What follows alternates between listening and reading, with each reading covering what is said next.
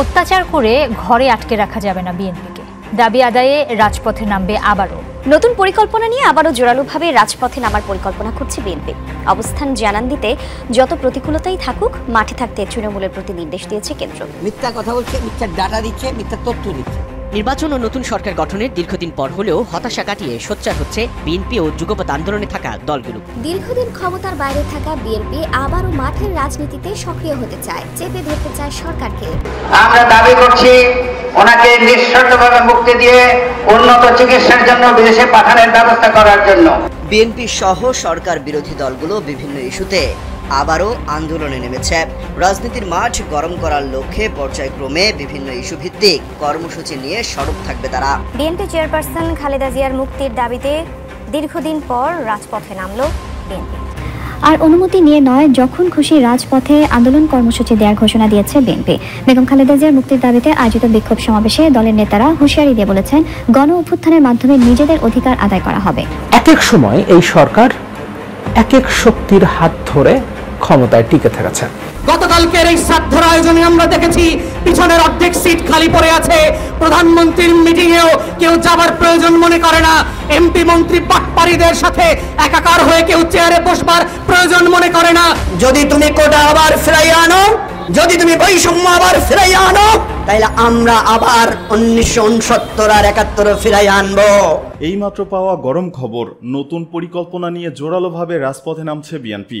সরকার পতন আন্দোলনে এবার আদা জল খেয়ে নামছে বিএনপি। রাজপথে কাফনের কাপড় পরে নামার আহ্বান বিএনপি নেতার। 3 ইস্যুতে বিএনপির নতুন কর্মসূচি আসছে। এবার রাজপথ দখল নিতে নতুন আন্দোলনে কি কি পরিকল্পনা নিয়ে মাঠে নামছে বিএনপি, এ নিয়ে থাকছে বিস্তারিত প্রতিবেদন। আজকের খবরগুলো খুবই গুরুত্বপূর্ণ। দলের চেয়ারপারসন খালেদা জিয়ার নিঃশর্ত মুক্তির দাবিতে 3 দিনের কর্মসূচির পর আবারও মাঠের আন্দোলনে যাচ্ছে বিএনপি। এবার 3 ইস্যুতে বিএনপি কর্মসূচি দেওয়ার পরিকল্পনা করছেন। এ নিয়ে ইতিমধ্যে স্থায়ী কমিটির সভায় আলোচনার পাশাপাশি বিভিন্ন পর্যায়ে নেতাদের পরামর্শ নিয়েছে হাইকমান্ড।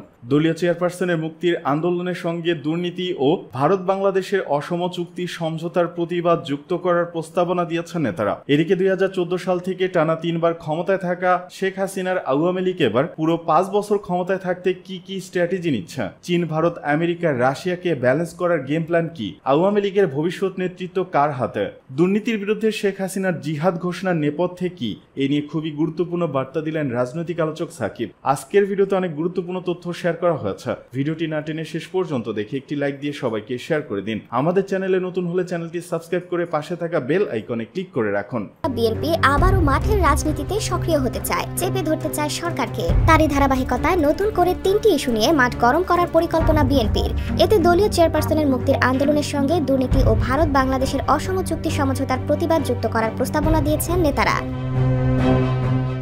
আন্দোলনের পাশাপাশি জনগণকে এসব বিষয়ে অবগত করতে বিভাগীয় শহরে সেমিনারেরও আয়োজন করা হবে বলে জানায় বিএনপির একাধিক সূত্র। এছাড়া দায়িত্বশীল সূত্রগুলো আরও জানায়, প্রধানমন্ত্রী শেখ হাসিনার ভারত সফরে দুদেশের মধ্যে যেসব চুক্তি ও সমঝোতা হয়েছে সেটাকে অসম ও দেশবিরোধী আখ্যা দিয়ে প্রতিবাদের কর্মসূচি আসতে পারে। একই সঙ্গে সরকারের নানা দুর্নীতি, ব্যাংক লুট, বিদেশে টাকা পাচার ইত্যাদি নানা ইস্যু যুক্ত হবে এবারের কর্মসূচিতে। অন্যদিকে ভারত প্রসঙ্গে বেশ কয়েকজন বিশেষজ্ঞের সঙ্গে পর্যালোচনা করা হয়েছে বলে জানিয়েছে বিএনপির হাইকমান্ড। এতে বাংলাদেশের ভেতর দিয়ে রেল করিডোর দেওয়ার চুক্তি, তিস্তা প্রকল্পে ভারতের সহযোগিতা গ্রহণ, প্রতিরক্ষা ও সামরিক সহযোগিতা, ওষুধ সংক্রান্ত সমঝোতা, বাংলাদেশের জলসীমায় ভারতের অবাধ বিচরণ, ভারতের ইনস্পেন্স এবং বাংলাদেশের ডাক ও টেলিযোগাযোগ মন্ত্রণালয়ের যৌথ স্যাটেলাইট সমঝোতা, ডিজিটাল পার্টনারশিপ, গ্রিন পার্টনারশিপ, সমুদ্র সহযোগিতা ও সুনীল অর্থনীতি ইত্যাদি নানা নাম দিয়ে যে 10টি সমঝোতার স্মারক স্বাক্ষরিত হয়েছে তাতে বাংলাদেশের প্রাপ্তি শূন্য বলে ধারণা করছে বিএনপি। এছাড়া হাইকমান্ডের সঙ্গে যুগ্ম মহাসচিব বিভিন্ন পর্যায়ের নেতাদের সঙ্গে ভার্চুয়ালি কয়েক দফা আলোচনা হয়েছে। সেখানে সাবেক সেনাপ্রধান আজিজ আহমেদ, সাবেক পুলিশ প্রধান বেনজির আহমেদ এবং ছাগলকাণ্ডে আলোচিত রাজস্ব বোর্ডের সাবেক কর্মকর্তা মতিউর রহমান সহ সাম্প্রতিক সময় সরকার ও ক্ষমতা ঘনিষ্ঠদের দুর্নীতি, লুটপাট, দ্রব্যমূল্যের লাগামহীন ঊর্ধ্বগতি সহ নানা বিষয়ে কর্মসূচি দেওয়ারও প্রস্তাব করেন নেতাকর্মীরা। অন্যদিকে ভারপ্রাপ্ত চেয়ারম্যান তারেক রহমানের সভাপতিত্বে স্থায়ী কমিটির জরুরি সভায় কোটা বিরোধী চলমান আন্দোলনের সমর্থন জানানোর সিদ্ধান্ত গ্রহণ করা হয় বলেও নিশ্চিত করেন দলটির দায়িত্বশীল নেতারা। পুরোপুরিভাবে কত বছর পর আমরা আবার গণতান্ত্রিক ব্যবস্থায় ফিরতে পারবো, দেশের জনগণের ভাগ্য আবার পরিবর্তন হবে, দেশের জনগণ প্রজা থেকে আবারও দেশের মালিক হবে, সেটা আমরা আর বলতে পারি না। ফলে এইবার কোন স্ট্র্যাটেজিতে আওয়ামী লীগ সরকার শেখ হাসিনা ক্ষমতায় টিকে থাকতে যাচ্ছেন সেটা আমাদের একটু বোঝা দরকার। ভারতের নির্বাচনটা হয়ে যাওয়ার পর বিজেপি সরকার গঠনের সাথে সাথেই শেখ হাসিনা ছুটে গিয়েছিলেন ভারতে, এবং সেখানে গিয়ে কী কী চুক্তি হয়েছে, কী কী সমঝোতা চুক্তি অ্যাকচুয়ালি সমঝোতা স্মারক স্বাক্ষরিত হয়েছে সে সম্পর্কে অনেক কথাবার্তা আমরা বলেছি। আমি আমার নিজেও এই চ্যানেলে অনেকবার সে বিষয় নিয়ে কথা বলেছি, সুতরাং এ সম্পর্কে আমাদের নিশ্চয়ই ধারণা আছে। তার মানে আমাদের পার্শ্ববর্তী দেশ ভারত, যাদের সহযোগিতায় এই 24 সালের 7 জানুয়ারি নির্বাচনে মার্কিন যুক্তরাষ্ট্র সহ পশ্চিম বিশ্বের চাপকে তারা ঠেকাতে পেরেছিল বলে আমরা মনে করি, সেই ভারতকে তাদের চাহিদা অনুযায়ী সব কিছুই শেখ হাসিনা দিয়ে এসছে, এমনটাই আমরা মনে করছি এবং এমনটাই আসলে আমাদের সামনে দৃশ্যপটে হাজির হয়েছে। কিন্তু ভারত থেকে ফেরার সাথে সাথেই তাকে আবার চীনে যেতে হচ্ছে, এবং চীন সফরের কথাটা আগে থেকেই ছিল। এবং কয়েকদিন আগে পররাষ্ট্রমন্ত্রী হাসান মাহমুদ বলেছেন, ভারত সরকারকে জানিয়েই, নরেন্দ্র মোদীকে জানিয়েই শেখ হাসিনা চীন সফরে যাচ্ছেন, এবং নরেন্দ্র মোদীর সাথে শেখ হাসিনা যখন বৈঠক হয়েছে সেখানে চীন সফরের বিষয়টা তাকে জানানো হয়েছে, শেখ হাসিনা জানিয়েছেন এবং নরেন্দ্র মোদী আপত্তি করেননি। অর্থাৎ ভারতের কিংবা নরেন্দ্র মোদীর অনাপত্তি নিয়েই, ভারতের প্রধানমন্ত্রীর অনাপত্তি নিয়ে বাংলাদেশের প্রধানমন্ত্রী অন্য একটা দেশে সফরে যাচ্ছেন, এমনটা বলছেন বাংলাদেশের পররাষ্ট্রমন্ত্রী। আচ্ছা, এটা কি উনি ভুল করে বলে ফেলেছেন, নাকি এটা কোনো স্ট্র্যাটেজির অংশ? উনি প্ল্যান করে কি কথাটা বলেছেন? আমাদের একটু বোঝা দরকার। এতগুলো বছর ধরে যারা জনগণের রায় ছাড়া এভাবে বিভিন্ন শক্তিকে ব্যালেন্স করে দেশের ভেতরে এবং দেশের বাইরে তারা ক্ষমতায় টিকে আছে এই ব্যালেন্সের মধ্য দিয়ে, এরকম একটা সরকারের পররাষ্ট্রমন্ত্রী, যিনি এর আগে তথ্যমন্ত্রীর দায়িত্ব পালন করেছেন, তিনি কি ভুল করে এই কথাটা বলে ফেলবেন, নাকি এটা কোনো স্ট্র্যাটেজির অংশ?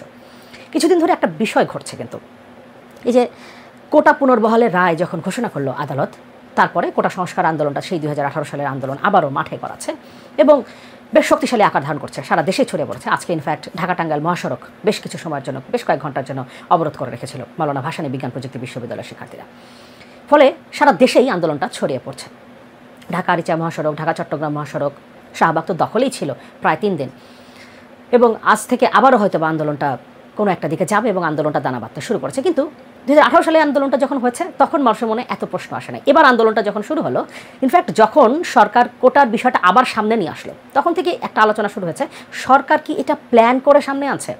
অন্য বড় কিছু ধামাচাপা দেবার জন্য তারা কি এই ক্যালকুলেটিভ রিস্কটা নিল? অর্থাৎ তারা মনে করে কোটা সংস্কারের পক্ষে যে আন্দোলনটা হবে সেটাকে ঠেকানোর ক্ষমতা তাদের আছে, ফলে বড় কোনো ধরনের আন্দোলনকে ঠেকিয়ে রাখবার জন্য বা বড় কোনো একটা ইস্যুকে ধামাচাপা দেবার জন্য কি এই আন্দোলনটাকে সামনে নিয়ে আসা হলো? এই কথা অনেকেই বলছেন। এমন হতে পারে এটা সরকারের একটা স্ট্র্যাটেজি, আবার নাও হতে পারে, এবং কেউ এটা বলতে পারছেন না যে সরকার আসলে প্ল্যান করেই এটা মাঠে নামিয়েছে, কিন্তু অনেকেই সন্দেহটা করছেন। তার মানে একটা আন্দোলন নিয়েও এখন মানুষের মধ্যে, রাজনীতি সচেতন মানুষের মধ্যে, বিরোধী দলের মধ্যে, যারা আন্দোলন করে সরকারের বিরুদ্ধে লড়াইটা করবে তাদের মধ্যেই কিন্তু একটা সন্দেহের জায়গা তৈরি হচ্ছে। তার মানে সরকারের স্ট্র্যাটেজি নিয়ে আমাদের বোঝাটা অনেক জরুরি। ভারত বিরোধী একটা সেন্টিমেন্ট এই দেশে গড়ে উঠেছে অনেকগুলো বছর ধরে, বছরের পর বছর ধরেই তো এটা গড়ে উঠেছে। এটা মুক্তিযুদ্ধের পর থেকেই আমরা বলতে পারি আস্তে আস্তে আস্তে আস্তে ভারত বিরোধী সেন্টিমেন্টটা আজকের এই পর্যায়ে এসে পৌঁছেছে। কিন্তু গত 14-15 বছরে, কিংবা আমরা বলতে পারি এই 16 বছরে, এই সরকারের গত 16 বছরে এই সেন্টিমেন্টটা আরও অনেক বেশি করে জন্ম নিয়েছে বাংলাদেশে। 2014 সালের নির্বাচন যেভাবে ভারত জোর করে করিয়েছে এবং তার মধ্য দিয়ে আওয়ামী লীগকে ক্ষমতায় এনেছে, তারপর থেকে বিশেষ করে এই দেশের জনগণ পুরোপুরিভাবে অ্যান্টি ইন্ডিয়ান একটা সেন্টিমেন্টের মধ্যে চলে গেছে। এবং এই 24 সালের 7 জানুয়ারি নির্বাচনে ভারতের যে অবস্থান, যে অবস্থানের কথাটা সরকারি দলের সাধারণ সম্পাদক ঘোষণা দিয়েছেন বিভিন্ন সময়, এবং সরকারি দলের অন্যান্য গুরুত্বপূর্ণ নেতার কথাগুলো বলছেন, হাসান মাহমুদও বলেছেন বেশ কয়েকবার, যে ভারত এই নির্বাচনটা হতে সহযোগিতা করেছে এবং তার মধ্য দিয়ে এই স্থিতিশীলতা, গণতন্ত্রের স্থিতিশীলতা যেগুলো তারা বলেন। তার মানে ভারতের এই অবস্থানের কারণে দেশের জনগণের মধ্যে ভারত বিরোধী একটা সেন্টিমেন্ট তৈরি হয়েছে।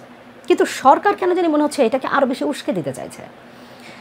সরকারের পররাষ্ট্রমন্ত্রী হঠাৎ করেই তিনি বললেন ভারতের অনুমতি নিয়ে, ভারতের সরকার প্রধানের অনুমতি নিয়ে চীনে যাচ্ছেন বাংলাদেশের প্রধানমন্ত্রী। এই কথাটা তার বলবার কথা ছিল না, এবং এই কথাটা আসলে ব্যাকফায়ার করবে সেটা তার জানা কথা, কিন্তু তারপর তিনি কথাটা বললেন। আচ্ছা, আমরা তর্কের খাতিরে ধরে নিই, হঠাৎ করেই শেখ হাসিনা যদি বলেন আমরা তিস্তা প্রকল্পটা চীনকে দিয়ে দিচ্ছি এবং ভারতের সাথে আমাদের যে সমস্ত অসম চুক্তিগুলো আছে সেই চুক্তিগুলো বা যেগুলো সমঝোতা পর্যায়ে আছে সেগুলো আমরা চুক্তি আর করবো না, সীমান্তে এত এত হত্যা হচ্ছে, এগুলোর বিরুদ্ধে আমি একটা কঠিন অবস্থান নিতে যাচ্ছি, এরকম কোনো একটা ঘোষণা বা কোনো একটা গেস্টার যদি শেখ হাসিনা দেখান, তখন কি দেশের জনগণ, আমরা সাধারণ মানুষ, আমরা যারা ভারত বিরোধী সেন্টিমেন্ট আমাদের ভেতরে গ্রো করেছে এতগুলো বছর ধরে, এবং বিশেষ করে গত 2-3 বছরে যেটা একটা ভিন্ন মাত্রা পেয়েছে, এবং এই নির্বাচনের পর বিভিন্নভাবে বিভিন্ন জায়গা থেকে এই বিষয়গুলোকে এমন একটা জায়গায় নিয়ে আসা হয়েছে, এবং সরকারও চেয়েছে, আমরা দেখেছি বিভিন্নভাবে মনে হয়েছে যে সরকারও চাচ্ছে দেশের জনগণের ভেতরে ভারত বিরোধী সেন্টিমেন্টটা গ্রো করুক।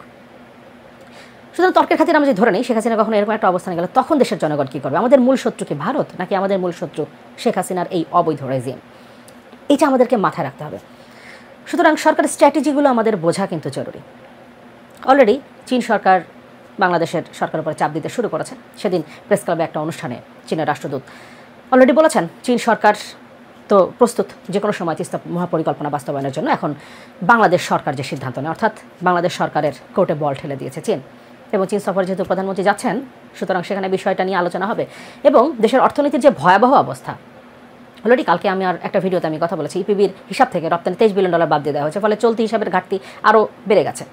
এখন আমাদের ডলার আসলে রিজার্ভে কতটা আছে সে সম্পর্কেও একটা সন্দেহের জায়গা তৈরি হয়েছে। সুতরাং অর্থনীতিতে একটা ভয়াবহ অবস্থায়, গ্যাস সংকটটা কোথায় চলে গেছে সেটা আমরা জানি। জ্বালানি প্রতিমন্ত্রী একবার এক কথা বলছেন, কখনো বলছেন 2-3 দিনের মধ্যে সমাধান হবে, কখনো বলছেন 15 জুলাই। এটা আদৌ সমাধান হবে কিনা সে সম্পর্কে কোনো স্পষ্ট ধারণা আমাদের নেই। এবং বিদ্যুৎ আসলে আমরা কতদিন নাগাদ পাবো? এবং অলরেডি মফস্বল শহরগুলোতে, ইনফ্যাক্ট গ্রামের কথা বাদ দিলাম, মফস্বল শহরগুলোতেও এখন লোডশেডিং কী পর্যায়ে চলে গেছে সে সম্পর্কে আমরা প্রায় প্রত্যেকে জানি। ফলে দেশের যে ভয়াবহ অর্থনৈতিক সংকটের দিকে আমরা যাচ্ছি, কিংবা অলরেডি আমরা আছি, সেখানে দাঁড়িয়ে শেখ হাসিনাকে ক্ষমতা টিকিয়ে রাখতে চীনের সাহায্য দরকার। চীনের কাছে ইতিমধ্যে $5 বিলিয়ন সমূল্যের ইউয়ান চেয়েছে, এবং এই ইউয়ানে চীনের অনেক দেনা আমরা মেটাতে পারবো, কিংবা চলতি যে হিসাব অন্তত সেগুলো মেটাতে পারবো। তাদের কাছ থেকে আমদানির যে পাওনাগুলো তাদের, সেগুলো আমরা তাদেরকে দিতে পারবো। ফলে চীনের সহযোগিতা দরকার ক্ষমতায় টিকে থাকতে। আবার ভারতকে অখুশি করে ক্ষমতায় টিকে থাকা যায় না, এটা আমরা অনেকেই মনে করি। এবং সরকার নিজেদের বক্তব্যে, সরকারি দলের সাধারণ সম্পাদক এমনকি প্রধানমন্ত্রীও তার বক্তব্যের মধ্য দিয়ে বিভিন্ন সময় বিষয়গুলো পরিষ্কার করেছেন। আমাদের সাবেক এক পররাষ্ট্রমন্ত্রী তো সরাসরি বলেছিলেন ক্ষমতায় টিকে রাখতে হবে, ভারতকে দিয়ে ক্ষমতায় টিকে থাকতে হবে। যাই হোক, ফলে এখন শেখ হাসিনার সামনে অনেকগুলো চ্যালেঞ্জ আছে, বিশেষ করে চীন এবং ভারতকে ব্যালেন্স করা। এতদিন চীনকে কিছু একটা দিয়েছে, ভারতকে কিছু একটা দিয়েছে, ব্যালেন্স করা গেছে, কিন্তু এবার ইন্টারেস্টটা একই জায়গায় এবং খুব একটা সেন্সিটিভ জায়গা। আসলে চীন যদি কোনোভাবে তিস্তার দখলটা নিতে পারে, দখল মানে তিস্তা মহাপরিকল্পনা যদি সে ঢুকে যেতে পারে, তাহলে ভারতের ঘাড়ের উপরে সে নিঃশ্বাস ফেলবে। সুতরাং চীন এখানে ঢুকতে চাইবে, ভারত এখানে ঢুকতে চাইবে। বঙ্গোপসাগরের দখলের জন্য ভারত এখন মংলা বন্দর চাইছে, এখানে র্যাডার বসিয়েছে। এর আগে চীনের কাছ থেকে 2টো সাবমেরিন কেনা হয়েছে, বাংলাদেশ কিনেছে, এবং সেখানে একটা সাবমেরিন বেস করা হয়েছে, সেটা চীনের তত্ত্বাবধানে, চীনের সহযোগিতায়, অর্থায়নে।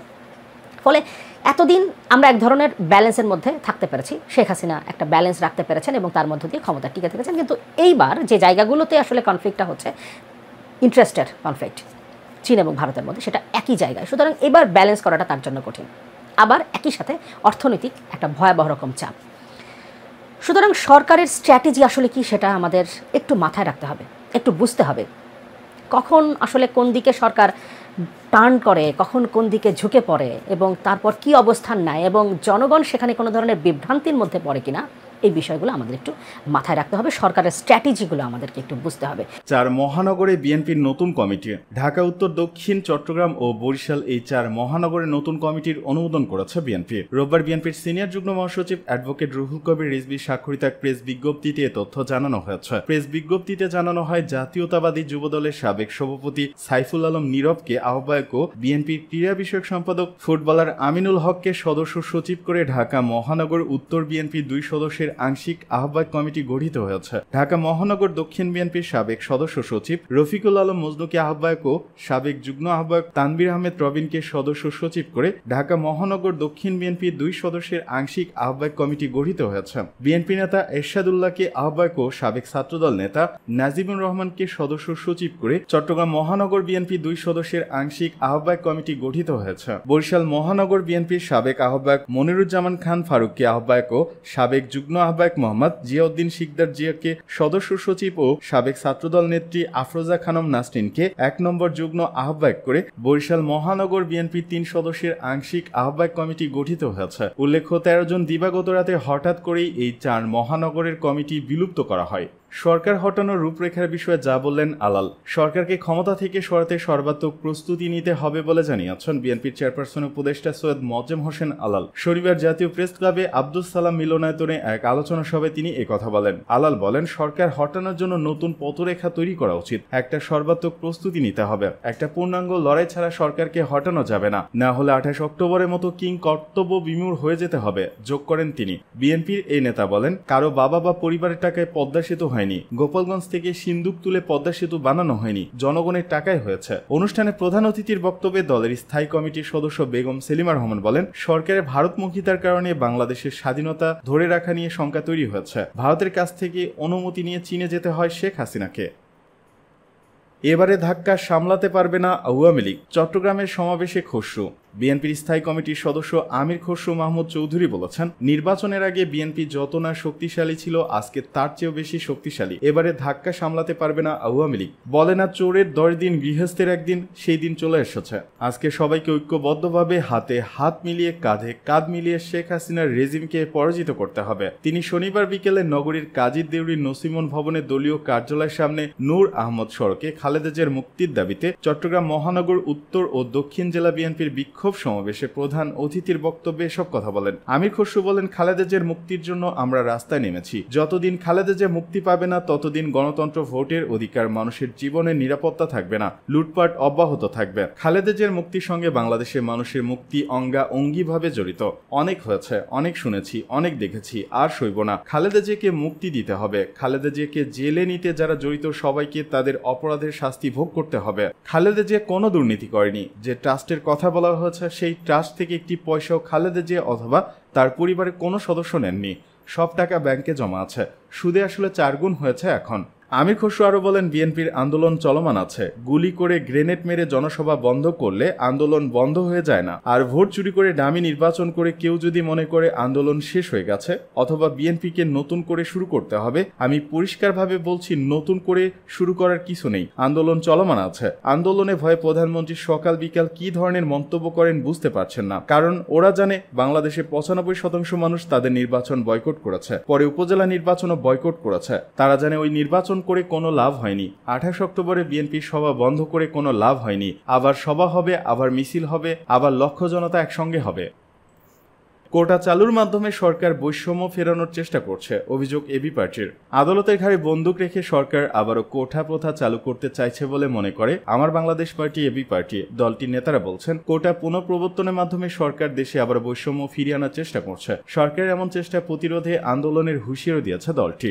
রাজধানী বিজয়নগরে বিজয় 71 চত্বরে গতকাল শনিবার বিকেল এক প্রতিবাদী অবস্থান ও বিক্ষোভ কর্মসূচিতে এবি পার্টির নেতারা এসব কথা বলেন। কোটা পুনঃপ্রবর্তনের মাধ্যমে বৈষম্য ফিরিয়ে আনার চেষ্টার প্রতিবাদে এই কর্মসূচি পালন করেন এবি পার্টির নেতাকর্মীরা। এ সময় তারা ভারতকে করিডোর দেওয়ার বিরোধিতা, দুর্নীতিবাজদের বিচার ও আওয়ামী লীগ নেতৃত্বাধীন সরকারের বিরুদ্ধে আন্দোলন গড়ে তোলার দাবি জানান। এই কর্মসূচিতে এবি পার্টির সদস্য সচিব মুজিবুর রহমান বলেন, কোটা পুনঃপ্রবর্তনের মাধ্যমে দেশে বৈষম্য ফিরিয়ে আনার চেষ্টা করা হলে আবার আন্দোলন হবে। ভারতের সঙ্গে কিসের বিনিময়ে সরকার রেল, স্যাটেলাইট ও সামরিক চুক্তি করল তা দেশের জনগণ কিছুই জানে না বলে উল্লেখ করেন তিনি। অনুষ্ঠানে সভাপতির বক্তব্য দেন এবি পার্টির যুগ্ম আহ্বায়ক মেজর অবসরপ্রাপ্ত আব্দুল ওহাব মিনার। মুক্তিযুদ্ধের মূল চেতনা বৈষম্যহীন বাংলাদেশ উল্লেখ করে তিনি বলেন, এই সরকার বৈষম্যহীন বাংলাদেশ গড়ার লক্ষ্যকে ভূলুণ্ঠিত করে আদালতের ঘাড়ে বন্দুক রেখে আবার কোটা প্রথা চালু করতে চাইছে, যা ছাত্র সমাজের আন্দোলনের মাধ্যমে বাতিল করা হয়েছিল। এবি পার্টির যুগ্ম আহ্বায়ক তাজুল ইসলাম অভিযোগ করেন, ভারতকে করিডোর দিয়ে